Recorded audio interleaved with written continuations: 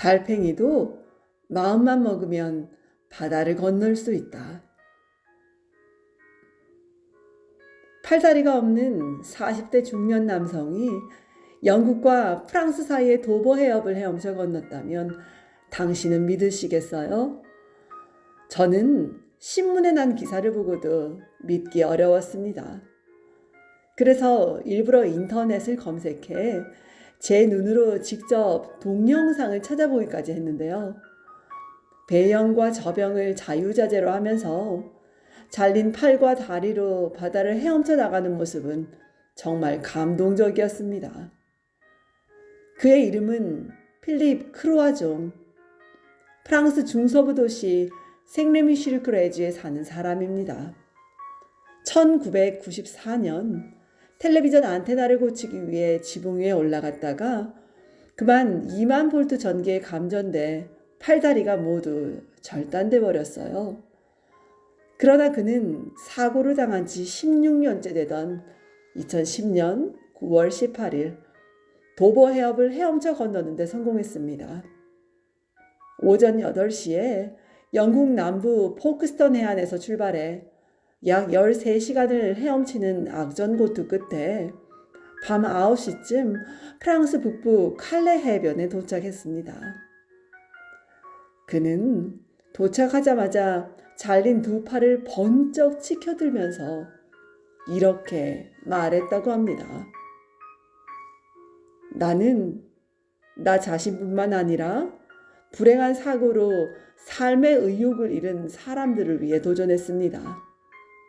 춥고 어깨와 배가 아팠지만 계속 앞으로 나아갔습니다. 그는 오리발 모양의 의족을 다리에 달고 헤엄쳤지만 팔에는 의수가 없었어요. 어깨에서 팔꿈치까지 남은 팔로 헤엄쳤던 거죠. 그런데도 예상보다 10시간이나 더 빨리 해협을 헤엄쳐 건넜습니다.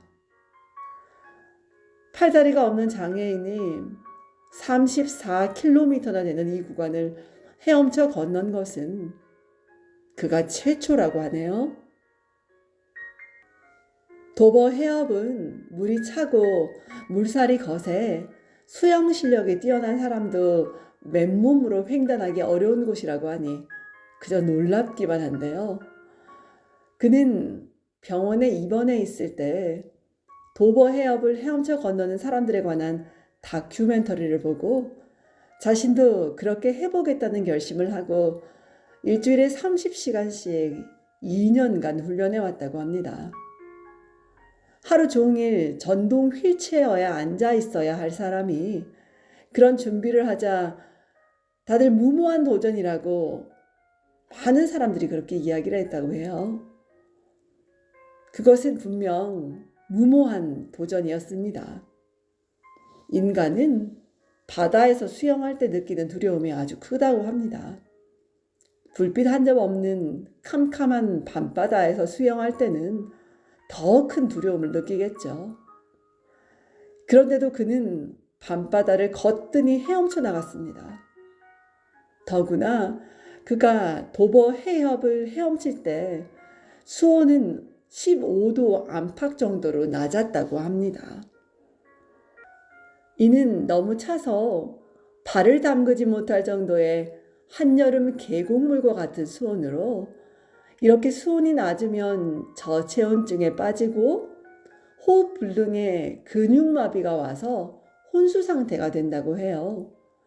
그런데도 그는 시속 5km로 헤엄치는 일반 수영 선수들보다는 못하지만 시속 3km라는 빠른 속도로 헤엄쳤습니다.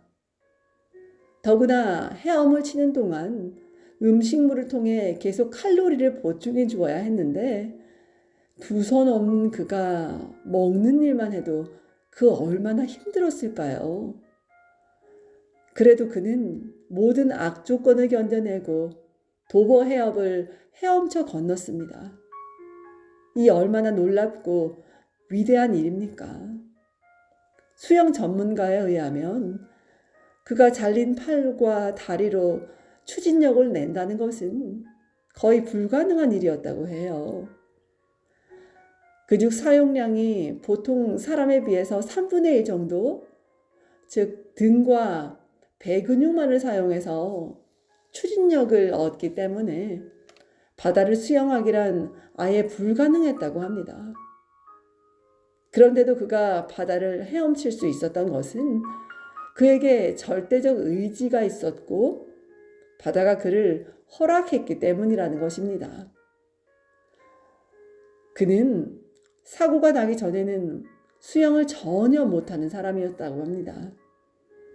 하지만 끊임없는 훈련을 통해 두 무릎에 매단 오리발을 움직여 앞으로 나아갈 수 있었고 윗부분만 남은 두 팔로 몸의 균형을 잡으며 물살을 갈라 수영을 할 수 있었어요. 수영 전문가도 불가능하다고 생각한 일을 포기하지 않고 열심히 노력함으로써 가능한 일로 전환시켰습니다.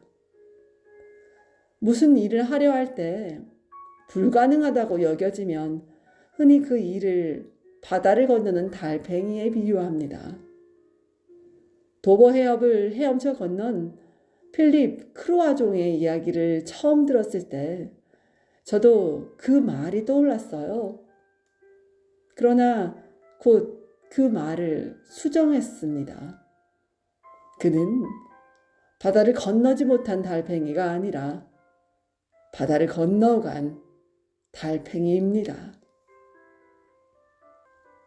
달팽이도 마음만 먹으면 바다를 건널 수 있다는 것을 분명히 입증해 보인 거죠. 달팽이는 평생 한자리에만 붙박이로 머무는 조개와는 달리 느리지만 기어다니는 존재잖아요. 평평한 배 전체가 발바닥 역할을 하기 때문에 배 근육을 이용해서 몸을 천천히 움직입니다. 이때 몸에서 분비돼 나오는 점액 덕분에 상처 입지 않고 미끄러지듯이 자연스럽게 이동하게 되죠. 만일 달팽이가 어느 한 곳에 평생 머물러 있는 붙박이와 같은 존재라면 이미 달팽이가 아닐 거예요. 달팽이는 비록 느리지만 끊임없이 움직이는 노력을 하기 때문에 달팽이입니다. 달팽이는 움직이는 한 분명 목적지까지 도달할 수 있어요. 그래서 달팽이는 인내로서 노아의 방주에 이르렀다고 합니다. 노아의 방주는 구약 성서 창세기에 나오는 이야기인데요. 하느님이 죄악에 빠진 인간 세상을 홍수를 통해 심판하고 완전히 바꾸어 버리는 이야기입니다. 인간으로서는 노아의 식구들만 남게 하고 날아다니는 새들과 기어다니는 모든 동물들은 각기 암수 한 쌍씩 방주에 머무르게 하고 세상의 나머지 존재들은 모두 대홍수를 통해 멸망시켜버리는 이야기인데요. 40일 동안 밤낮으로 비가 내려 산꼭대기에 있는 방주를 제외하고는 세상 전체가 150일 동안이나 물에 잠깁니다. 그런데 그 느린 달팽이가 산꼭대기까지 기어가 방주에 도착함으로써 생명을 잃지 않았던 거죠. 다른 동물들, 개나 말이나 노새들은 성큼성큼 발걸음도 크게 방주로 찾아 들어갔겠지만 달팽이는 어땠을까요? 달팽이는 걸음이 느린데 어떻게 그 높고 먼 방주까지 갈 수 있었을까요? 그것은 바로 인내를 통해 이르렀다는 것입니다. 높은 산꼭대기에 위치한 방주까지 가는 길이 아무리 멀고 험해도 참고 또 참고 견딤으로써 달팽이가 살 수 있었던 거겠죠. 운명은 인내하고 노력하는 인간을 결코 배반하지 않습니다. 저는 제 삶의 속도가 느린 달팽이처럼 그렇게 천천히 가겠지만 조개처럼 그 자리에 멈춰서는 것은 두렵습니다. 달팽이처럼 느린 것은 두렵지 않으나 조개처럼 멈춰설까봐 진심으로 두려워요. 오늘도 이 자리에 주저앉아 버리고 싶지만 달팽이처럼 조금씩이라도 내일을 향해 움직여 보려고 노력하겠습니다.